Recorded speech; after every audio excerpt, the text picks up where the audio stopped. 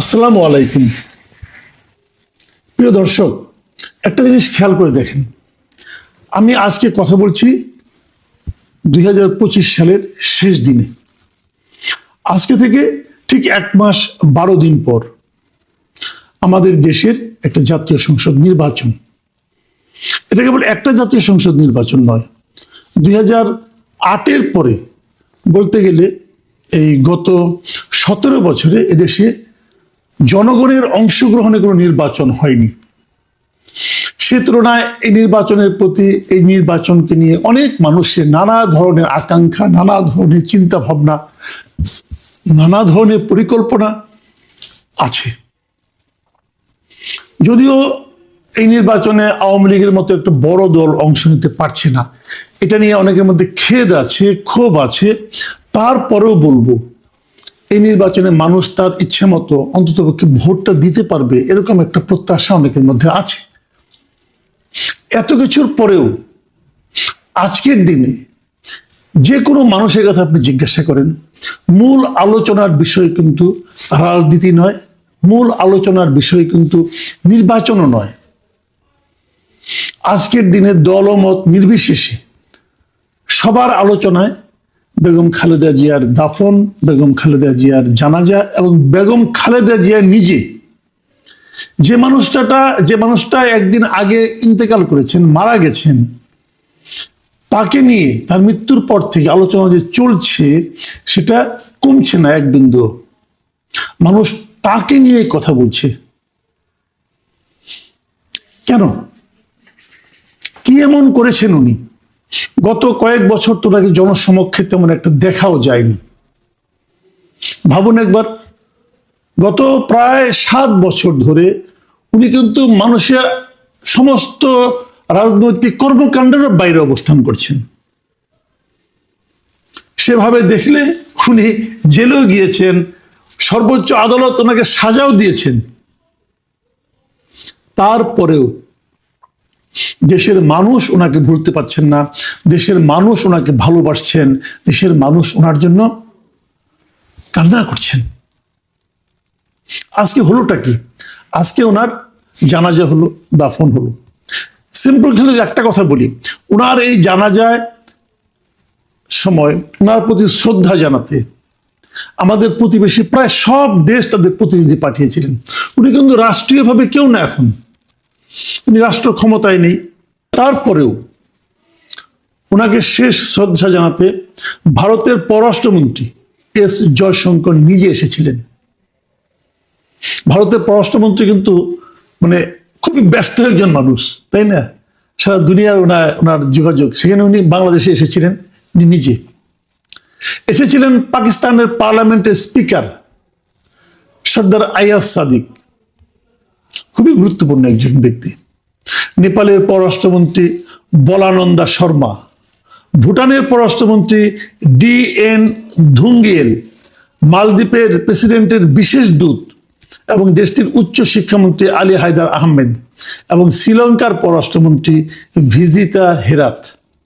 মানে আমাদের আশেপাশের যে প্রতিবেশী দেশগুলো সবাই তাদের উচ্চ পদস্থ, মিনিমাম পররাষ্ট্রমন্ত্রী লেভেলের একজন করে প্রতিনিধি কিন্তু পাঠিয়েছেন। কার জন্য? বেগম খালেদা জিয়ার জন্য। ওনার দল কিন্তু রাষ্ট্র ক্ষমতাতেও নেই।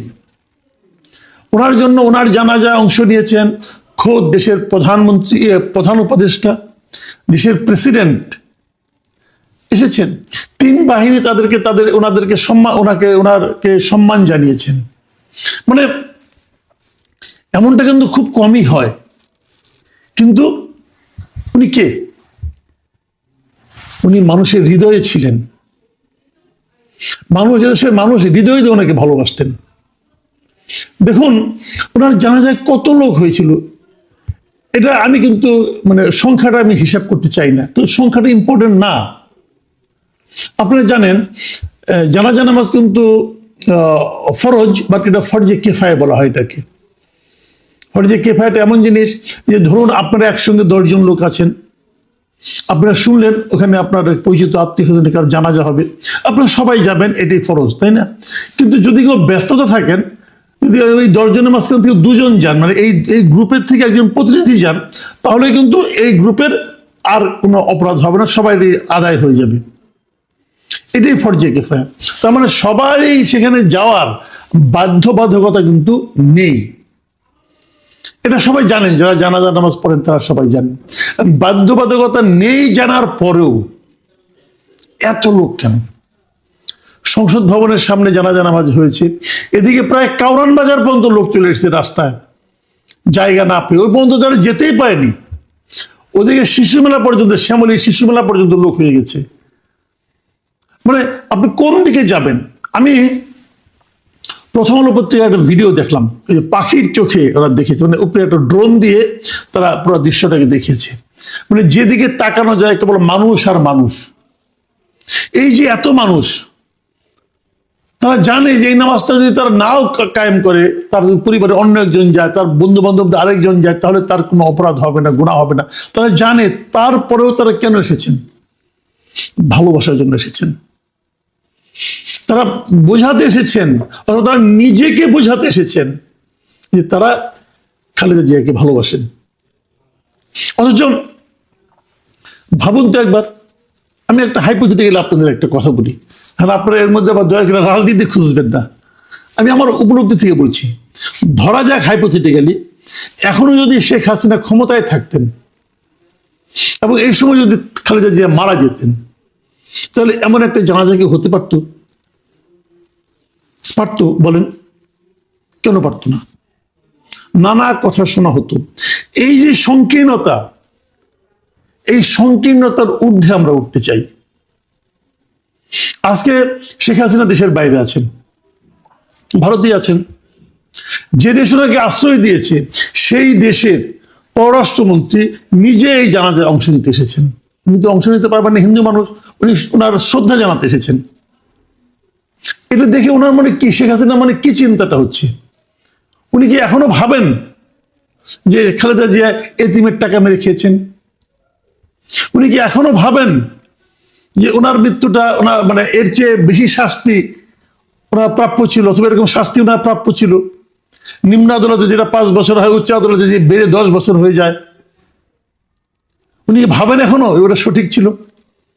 আমি গেলে এই জিনিসগুলো বলি সবাইকে যে দেখুন, রাজনীতির জন্য এমন কিছু না হয় যা নাকি মানুষের মানবিক অনুভূতিগুলিকে ভোতা করে দেয়।